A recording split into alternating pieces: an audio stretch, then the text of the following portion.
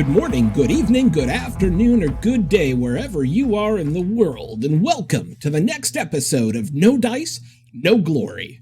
Sponsored by our jobs that actually pay us money, we're coming to you not at all live from an abandoned arms factory deep under a mountain in West Virginia. We are proud to proffer to you the finest in wargaming coverage. Without any further ado, let's get this show on the road. Hey, well, thank you very much, Sean, for another rousing introduction. And today I am joined by Curtis Miller, call sign The Chopper. Say hi, Kurt. Hi. You need to get off your phone, man. Let me see what you... Oh, Kurt, you're looking at X-rated stuff. What's going on? Oh, sure, That's sure. Crazy. Whatever. So we are at the inaugural Wargame Wednesday here at Labyrinth Games in Washington, D.C. We're going to have the folks on from the store, but Kurt and I both live in the D.C. area. Have you ever come here before? Yeah, I've been here a few times. Is that one of your pictures behind the counter saying "Do not serve"? Oh, maybe not. Okay, so well, let's. Oh wait, we actually have. We're going to have him sit here, and he could tell us before people hear us blather.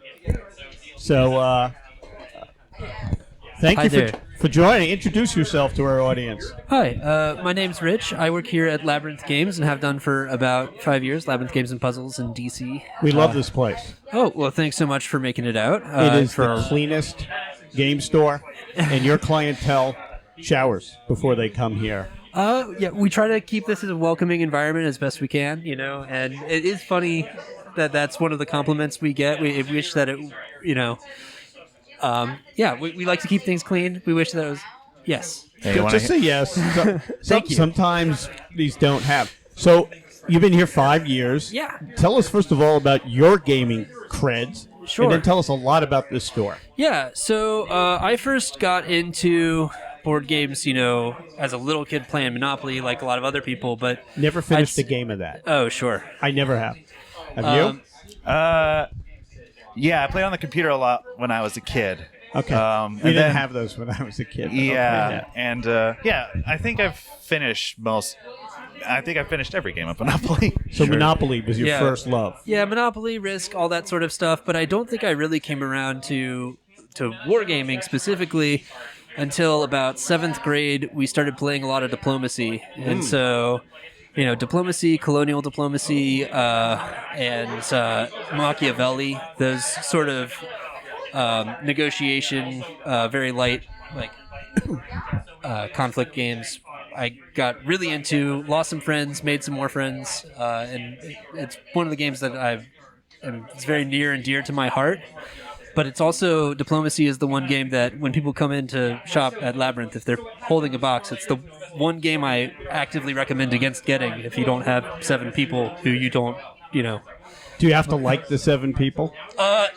It helps because it is the most cutthroat game. I mean, it's very storied. Everybody has a story about diplomacy, but it really is brutal because, when you get betrayed and you lose, you have no one to blame but yourself. There's no dice rolls. There's no random chance. It's just you didn't read the situation right, or maybe somebody behaved in a way that you see as irrational, but you can't control what other people do. So one of the questions I always ask, what was that one game that you knew that this was going to be a lifelong addiction, and for you it would be diplomacy? Probably. Yeah, I don't think I thought of it in those terms, but because, it's hard to have a sense of what a lifelong hobby is going to be when you're 13, but I definitely, since then, just really enjoyed the feeling of getting around board games and playing with people. Yeah, the social aspect. Yeah.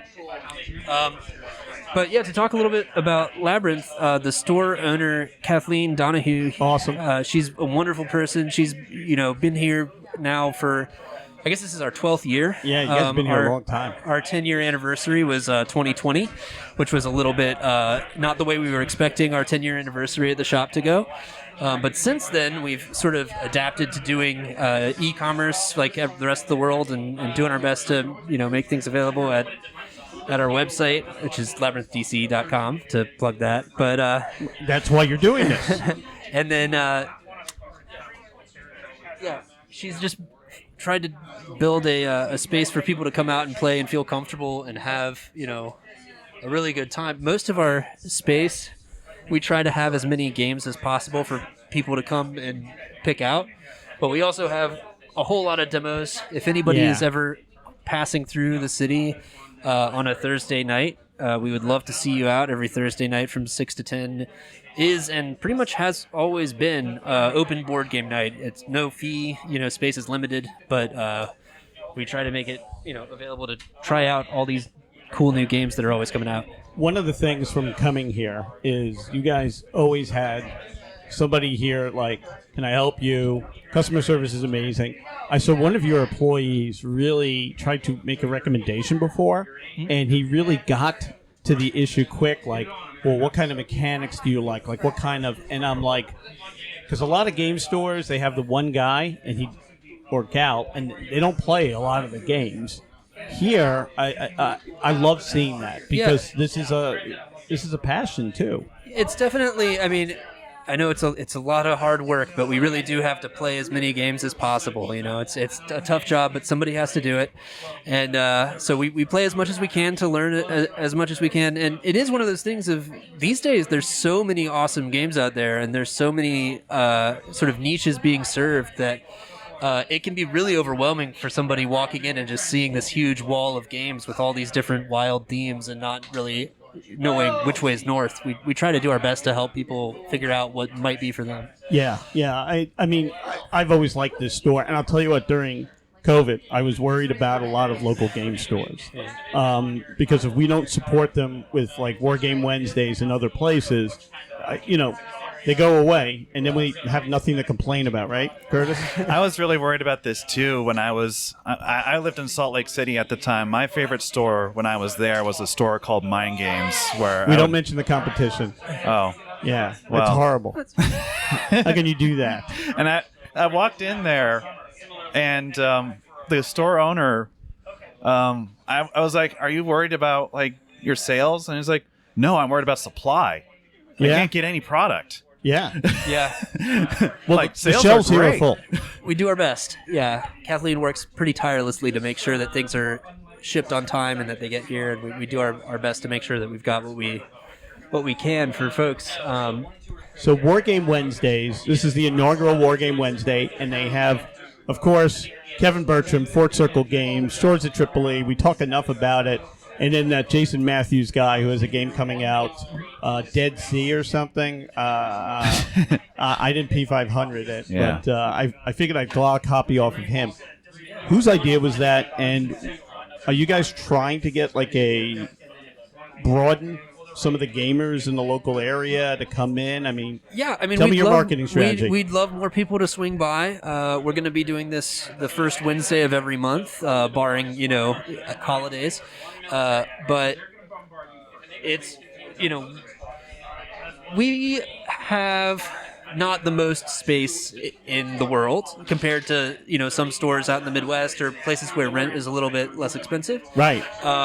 So a lot of our space has to kind of by necessity be for retail or for, people getting games, rather than just sitting down to play them. But that said, while we don't have the space to play stuff like Warhammer or Bolt Action or like big mini games that take like, 4x6 tables, we do every now and then have X-Wing games, which are like 3x3 tables. And we've got the table space to run, Magic tournaments and things like that, albeit smaller ones than maybe some other locations are used to.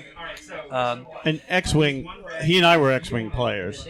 Oh yeah, our X-Wing group, the nicest guys, nicest folks that we they're just really easy. They run the game themselves. They're all really friendly. They're always excited to tell people about their lists and show off new. I'll tell you, there's another store I'm not going to mention because we had them in a podcast years ago. But some of the best X-Wing players live in this area. Oh, and yeah, sure. And you learn a lot from them, but they do beat you like a baby seal. And especially now with the rules, because I played 1.0, I never really played 2.0, now they're on 2.5. But it's a fun game. You play it too, Curtis. I used to play it.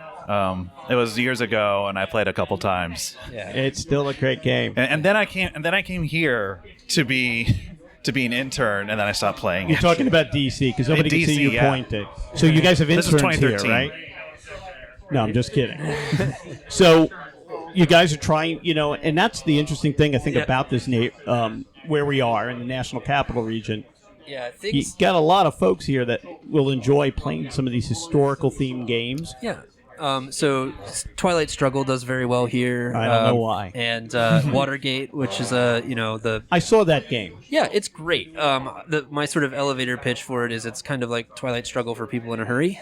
It's Which one was that? Watergate. Oh, okay. It's a small box 2-player game about the Watergate scandal where one player is playing as the Post and the other player is playing as the Nixon administration. So you're either trying to obfuscate evidence and silence people, or you're trying to make this daisy chain that links Nixon to co-conspirators on the edge. So, it's your enthusiasm for that game. So, I think that was a Kickstarter game. It got bad reviews. Yeah.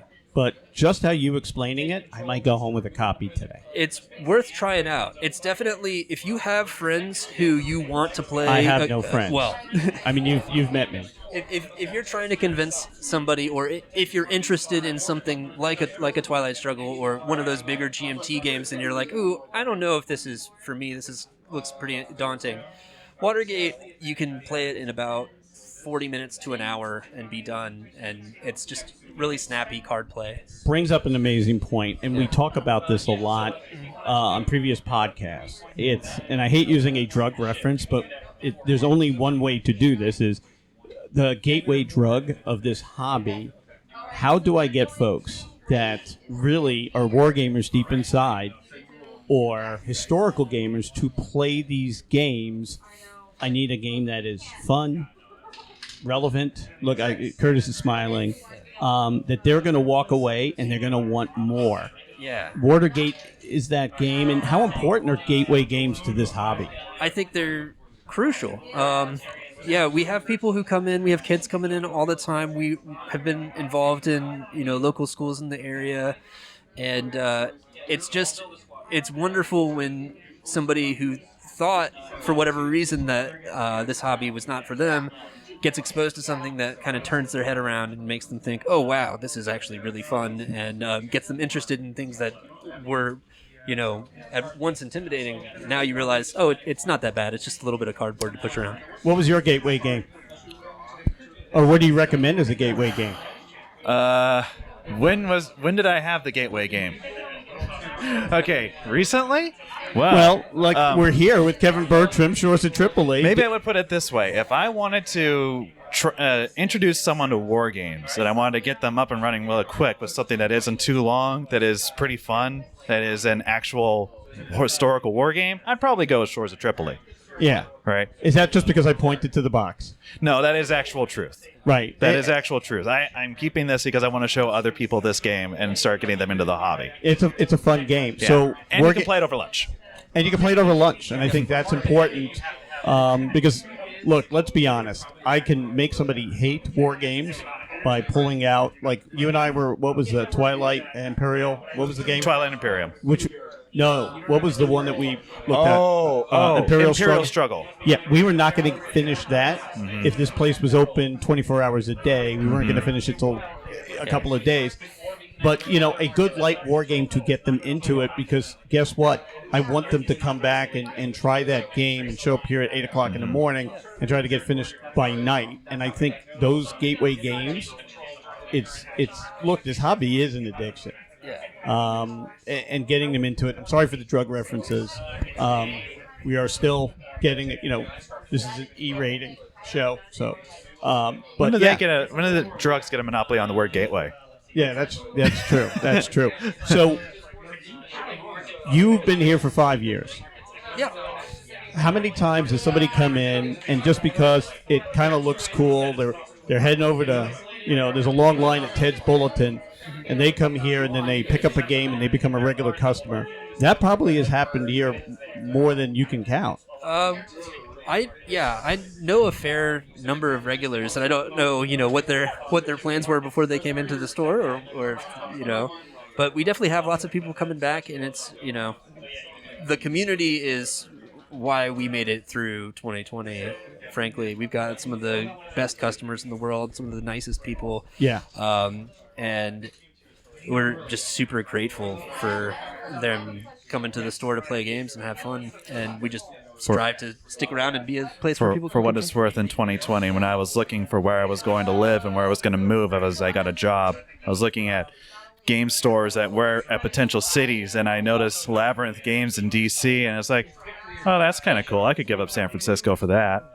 Oh yeah, without a doubt. It's too many hills in San Francisco. Yeah. I used to live near there. Yeah. I got Unfortunately, this is the first time I've played here, actually. But that's why it we was nice. played a game. Yeah, you got to come back tomorrow, right, for open board game night every Thursday. Arkham Horror. Yeah. Unfortunately, tonight is my Arkham Horror night with my friends at home. So. Oh, awesome. But.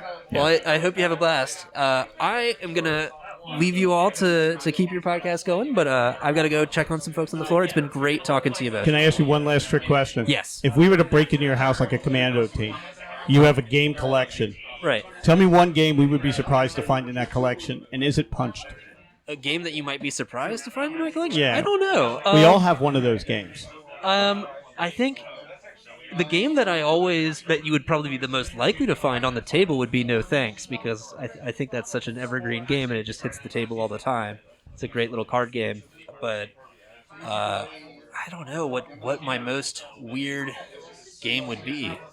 That's a really hard question. I'm also trying to kind of downsize right now, so some of the games are going to be in our used game sale, which is on the 10th and 11th of September. Right, and this will be out afterwards, but Yes. we want to make sure that we promote that, and we definitely would like to come back. And this will be out before next Wargame Wednesday, the date, and I'm pointing at the guy who's speaking, because I actually bought the guy's game. Oh, great. Yeah. So when is that date? When's the next one? Gee, that's something that would have been really great if I wrote it on the whiteboard over there, but it'll be the first Wednesday of October, which, let me see if I can bring that up here in my calendar. How quickly can I get my... I'll tell you what, I will put it on the link for the podcast. And, of course, with your website, which please mention it again. Oh, yeah, labyrinthdc.com. So that's LABYRINTH DC.com. I have learned to spell labyrinth from working here. I say it wrong all the time, but thank you for coming on. All right, We thank don't you. want to keep you, and we're going to get another special guest coming here. So, hi, introduce yourself. Yeah, so I'm Stephen Rangazas, and I've got a few games on GMT's P500. There's one I want to talk to you about. Okay. There's one. So I pre-ordered the British Way of War. Yeah. Tell us about that game, because I'm excited for it. Yeah, so the British Way is a quad coin game. So usually the coin games are like multiplayer. They're pretty long. They require, pretty experienced players.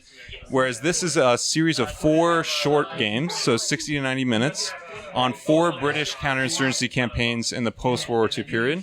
So it's Palestine, Malaya, Kenya, and Cyprus. And they're designed to essentially... I think experienced coin players will appreciate having something that they can play with maybe a spouse or something while still learning about counterinsurgency, which I know we all love. My wife digs it. Yeah. Yeah. And then while also offering something that would actually allow someone to do as like a stepping stone before they play like Cuba Libre or some of the more advanced volumes. Curtis and I played Cuba Libre a few weeks ago. Mm-hmm. We didn't do that well. No, we didn't. No, we didn't. Yeah.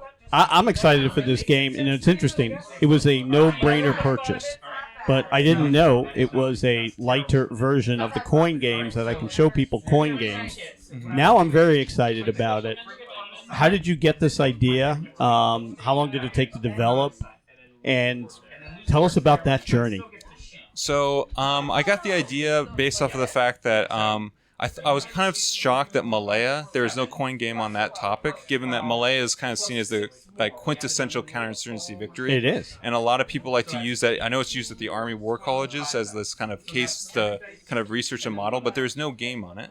And I thought that if there was going to be a simple 2-player intro to what is counterinsurgency about, it should really be Malaya. Yeah. But then I thought it would be kind of cool if you could actually, in the kind of old war game style of having multiple games in one box. I love the SPI quad games. I'm old enough to remember. You guys know. No. Yeah, I got it. That it would be nice if you could save some money and actually share wooden pieces across a number of cases, which would allow you to actually compare counterinsurgency campaigns in one for one kind of period or one actor. Yep. And so now players will be able to actually compare how the British use counterinsurgency in several different contexts with some pretty different opponents across the 4 games. How long did it take you to... Is this your first game that's going to be coming out? It'll be the first. It was not my first design that is now on GMT's website. So I designed a prequel expansion for Fire in the Lake, which is their big coin game on Vietnam. Yeah. And so you're doing the DM game. Yeah, I'm doing the DM game. It's also pre-ordered. That's also pre-ordered. And so I actually designed that one first, but I had to wait until Fall of Saigon was pretty far along. Which took forever. Which took forever. And I'll tell you what, so I got the game, and have you ever gamed with Volko? I've never gamed with Volko. Oh, you need to game with Volko. Yeah. Have him invite you over to play Congo with these two morons. It's kind of interesting. How hard was it to design a game which I'm going to read the rules and then play 4 separate games? That's not easy to do. Well, it's even worse than that because you're going to read 4 rule books. Because unlike the old quad games that would have generally a general rule book, and then they would have specific scenario rules, this is actually 4 different rule books, but they use kind of some very general principles. The same way that if you had 2 coin series volumes, you would share some commonalities between them. And the reason why we chose to do that is that we wanted to make sure that each conflict was properly represented. Which is not easy to do. It's not easy to do. Luckily, I'm a PhD student who specializes in counterinsurgency, so I was able to double dip. Well, maybe we'll hire you. Yeah. I think that is interesting because, you look at the outcomes of all 4 of those, and they all came out differently. They also were, they're kind of around the same time, but it's still, you have a 20-year spread, I think, from Palestine in the late 40s to Malaya ended, in 65? In 60. So it's about 15 years. 15 so years. It's 45 to 60. Yep. Yeah, I'm excited for it, and I'm even more excited now. So when is it coming out? Which is the hardest question to answer. Usually there's going to be a big kind of range with any answer to this. You should really never trust any GMT designer who comes onto a podcast like this and claims that they know when their game's going to come out. I know, that's why we asked the question. Yeah, so what I can say is that we're entering very, very final art. So like the maps are done, which we're already teasing in the monthly updates, and all the cards are done. And so all what's left to do is rules layout.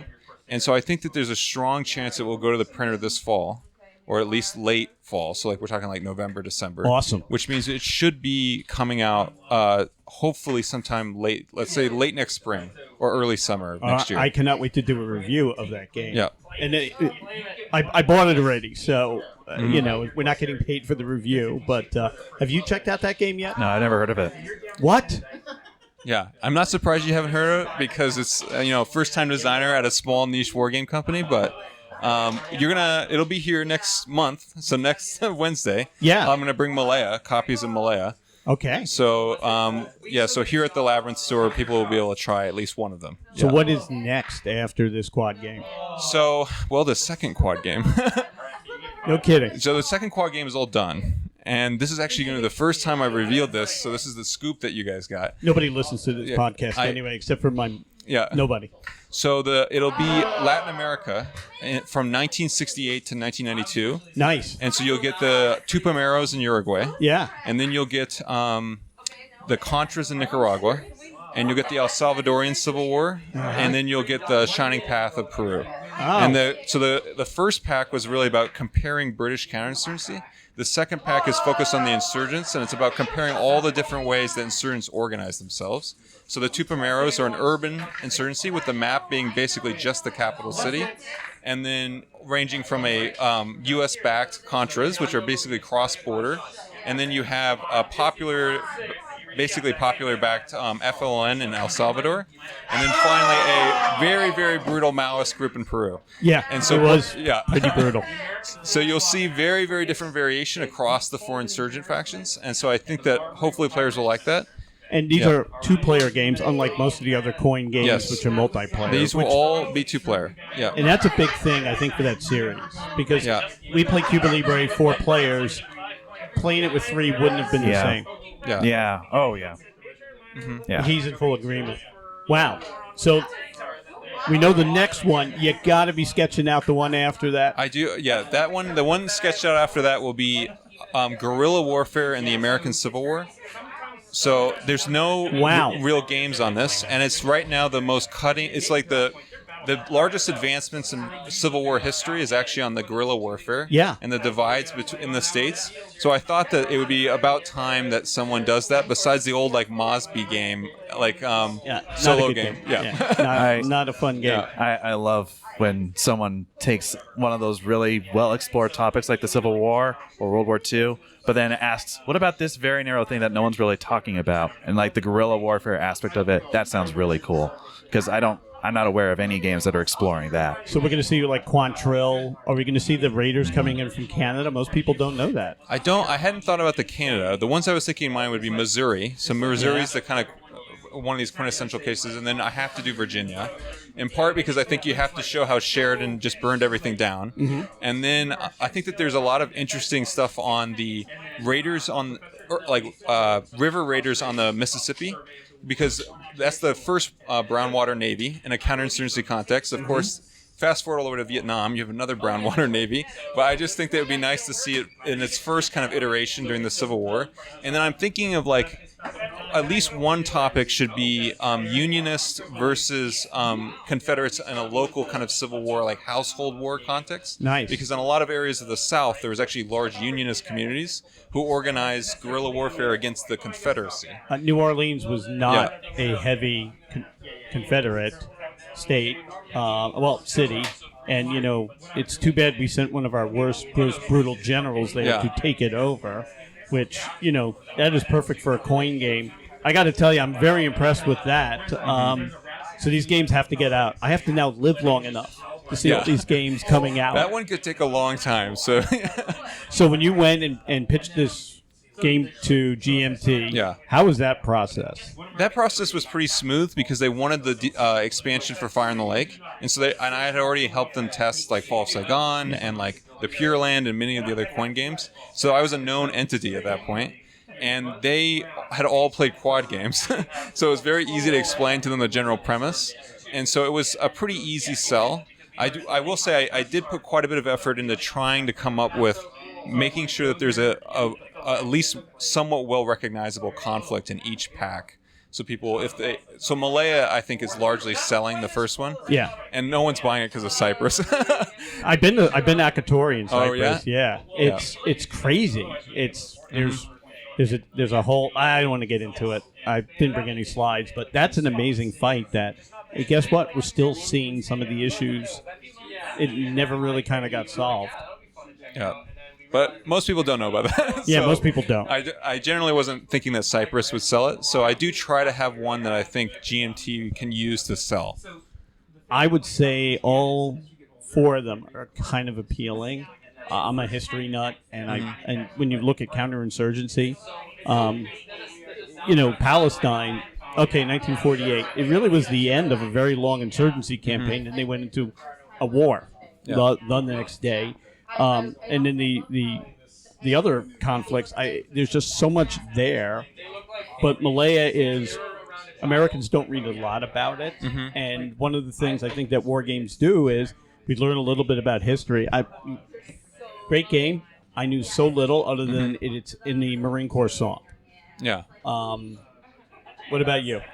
Oh, Shores of Tripoli. That was when I was maybe 12 years old. I was reading a naval history book, and that was one of the first wars in American history. And they talked about it, and I was like, whoa, you got these pirates burning an American frigate? Yeah, but no. The Americans burned their own frigate. Yeah. It's like, wait, that's weird. And they're fighting pirates? This is so cool. And but I never saw a game on it until pirates. now. And it's a special game for that reason, because it's one of my earliest memories of American history. So all game designers are born somewhere. Yeah. what was that first game, and it's a question we asked everybody, that you kind of knew that this was going to be a lifelong addiction that brought you here today? So I will admit I had a very weird start in that I didn't start with normal board gaming. I started with a Decision magazine game.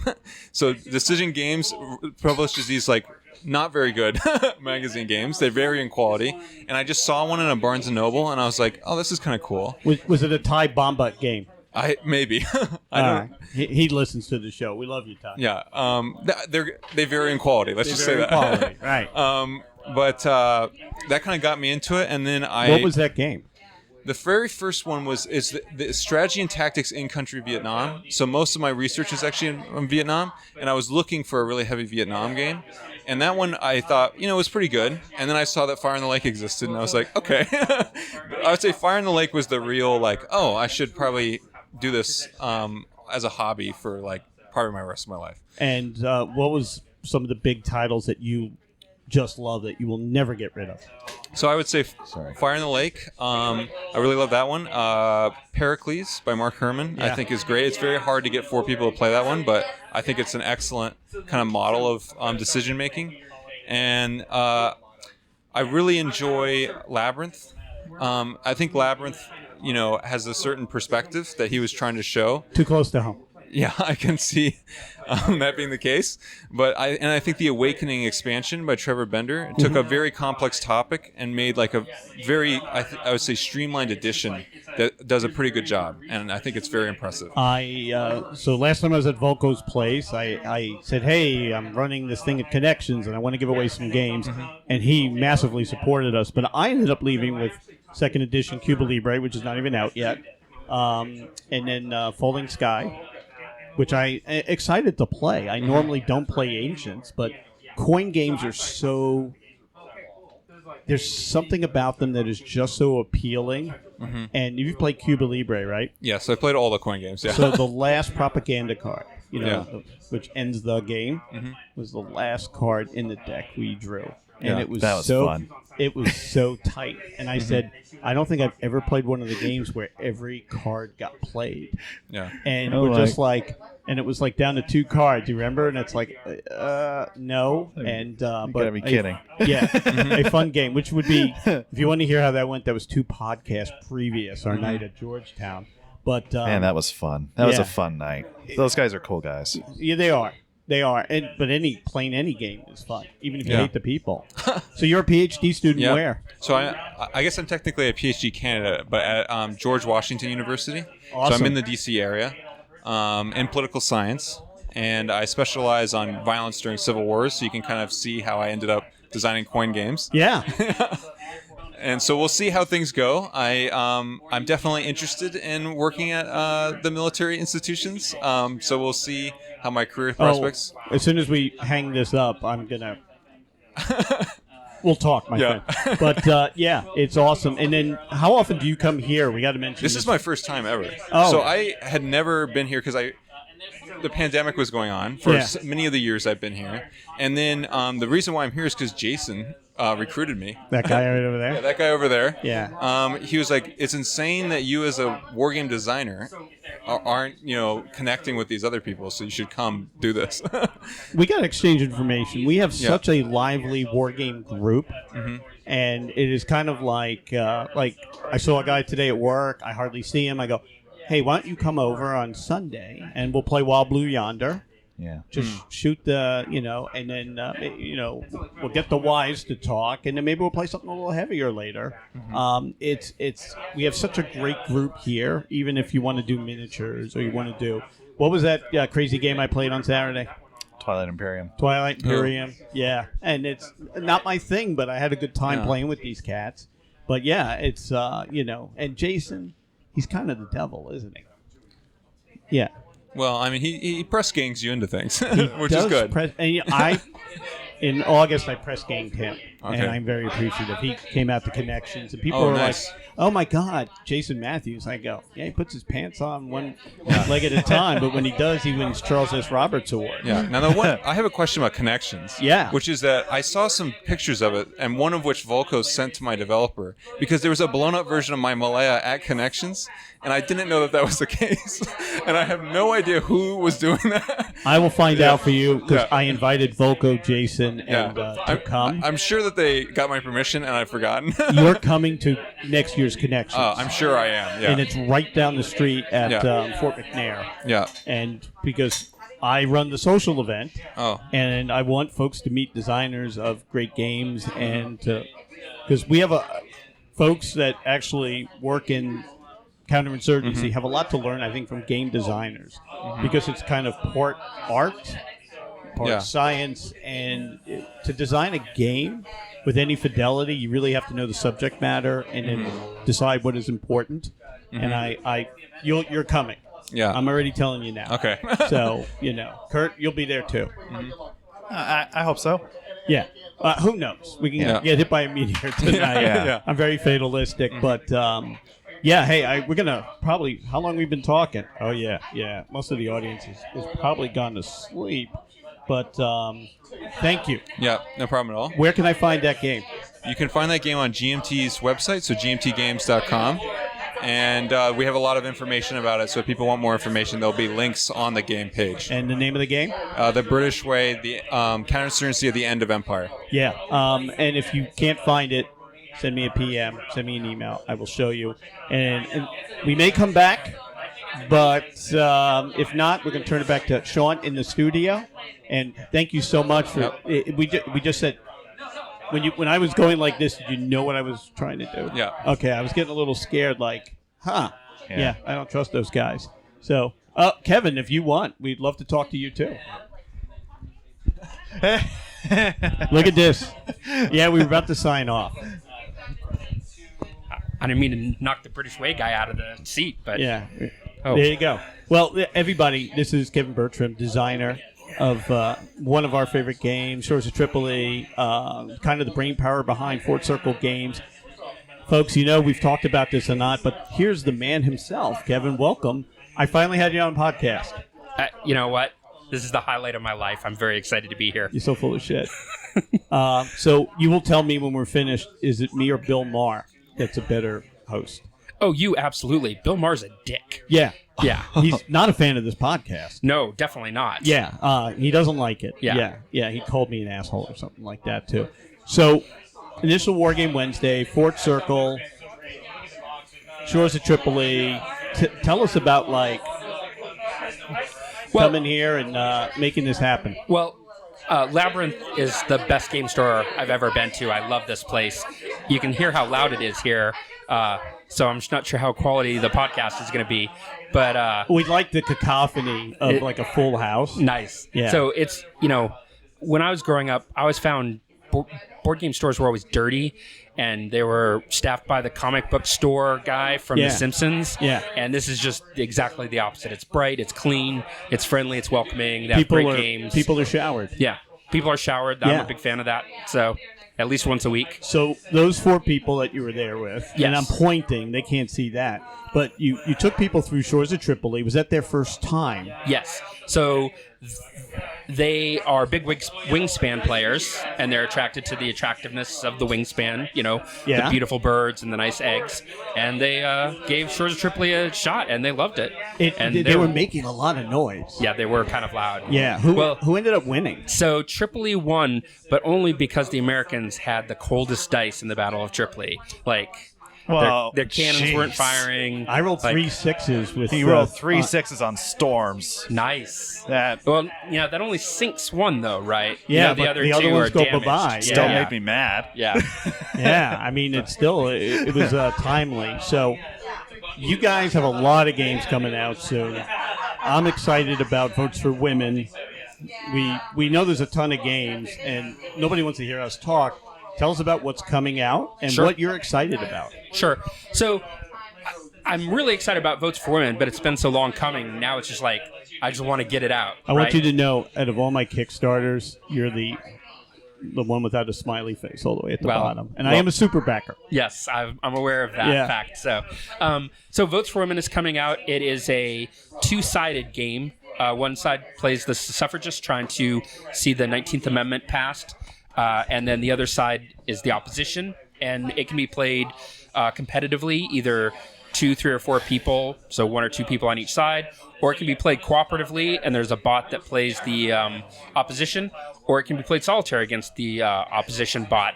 And so we're pretty excited about that. You know, it's obviously voting rights is a big topic, even in current day, and so we think there's going to be a lot of excitement about that game. Are you for or against voting rights? I would say I'm probably for them. Okay, so women shouldn't be suffraging anymore. I think that they should be allowed to vote, yes. I think that's a pretty reasonable expectation. Are you sure about that? Can we quote you on that? I'm very sure about this. You made a very interesting thing about Shores of Tripoli. You said that's your first child that you love. You do have a first child that you also love, don't you? Oh, yeah. I mean, my child's awesome, too. Don't get me wrong. Oh, yeah. But you just took her on a massive vacation, my man. I know. Well, you know. That's, yeah. Don't worry. She doesn't listen to this either. Oh, you'd be surprised. No, well, actually, she actually is a big fan of the San Diego Historicon shirts because they use Latin often on the shirts. And so, because I'm a rather portly fellow, I don't get the shirts from them for me. I get them for my in the smallest sizes for my daughter. So she is a fan of San Diego Historicon. Though. Thank you. I appreciate that. You just take over a room. I love that. So after that is the Supreme Court game, yes. which you're just not talking about enough. Well, so first Monday in October, we're really excited about it, but we wanted to get Votes for Women out to people. And once people see just the amazing quality of Votes for Women, it'll help sell first Monday. So we've been kind of quiet on it, and I think we're not going to do the Kickstarter until January. We were going to try to rush it in October, but just timing-wise, it makes more sense. That sounds like it sounds like a different kind of game. Yeah, it's a little more Euro-ish than our other games are in that you're not playing like one clearly defined side, but you're taking positions on cases as they're coming down the docket,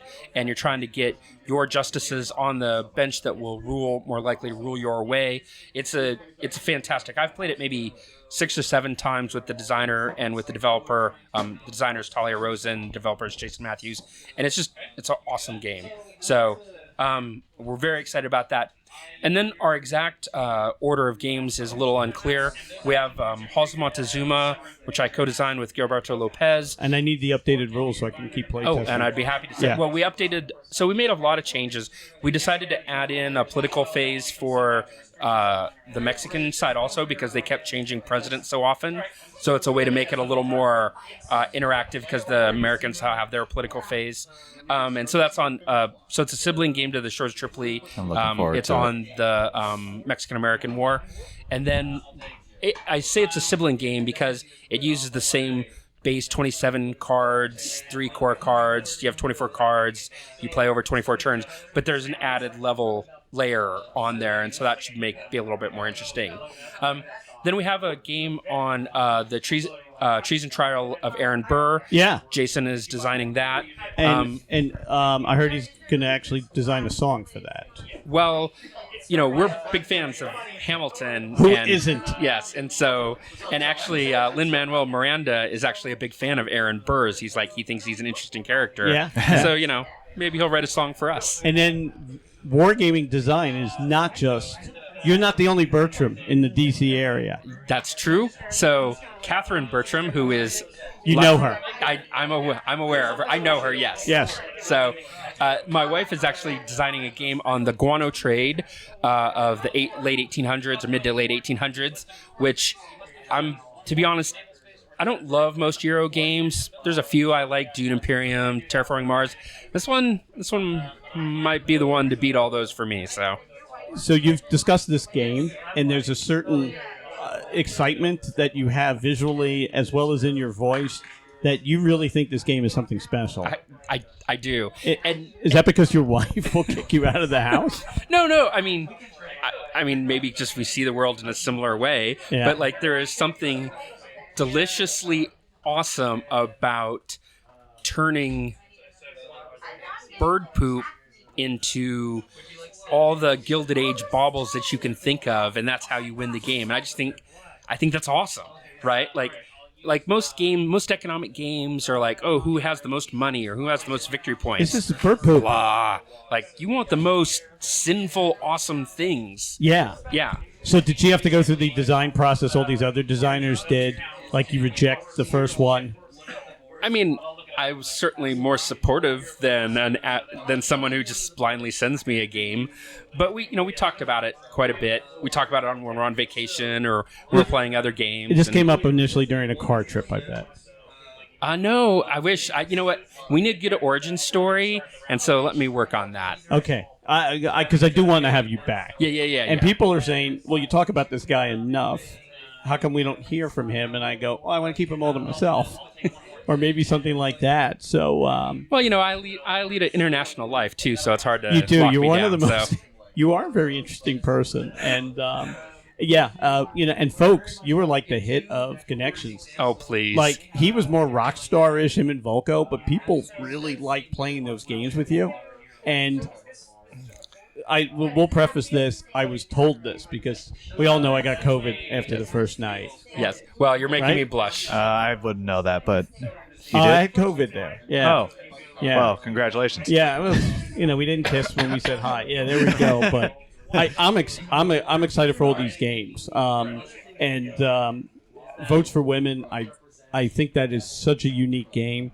I think that, you mentioned that a certain newspaper wants to check it out. I think it's going to have a huge appeal. That's the hope.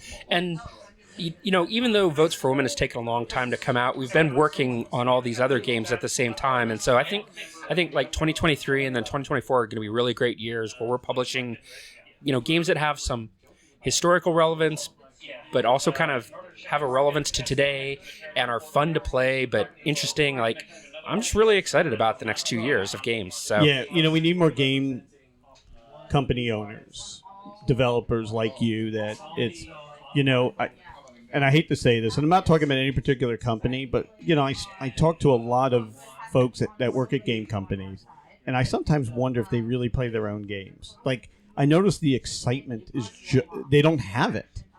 Where I've gamed a lot of different games with you, and you love this, and that could be great, or it could be horrible, but you're turning it into something great. Well, there's a downside in that it takes us too long to get games out because, like, we obsess about them, we obsess about the quality, we obsess about the balance, and so that's sort of a downside.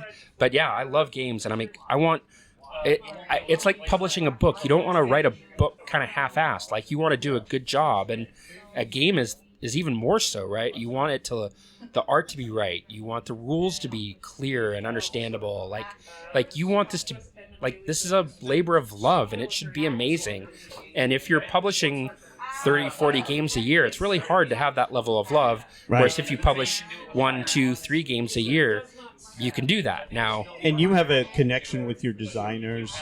It's a very, I'll say intimate, but you know what I mean, where, just from the way you talk about your process with them, I think is unique. Well, I don't know, but, I think, I'm sure there are other companies that are great to work with too, but I think of the people who design games for me as my friends. Now, most of them I knew before, but some of them I've met, and it's exciting. Like why do something you don't love? And I love this. So yeah, you do, and I'm going to have you come back on sometime. I want to talk about that whole design process, some of the questions that you were asked here today, because I think it's fascinating, and there's a reason why. If somebody's like, I got a really great game idea, I haven't taken it to you because even if it's not a game you publish, you know what works.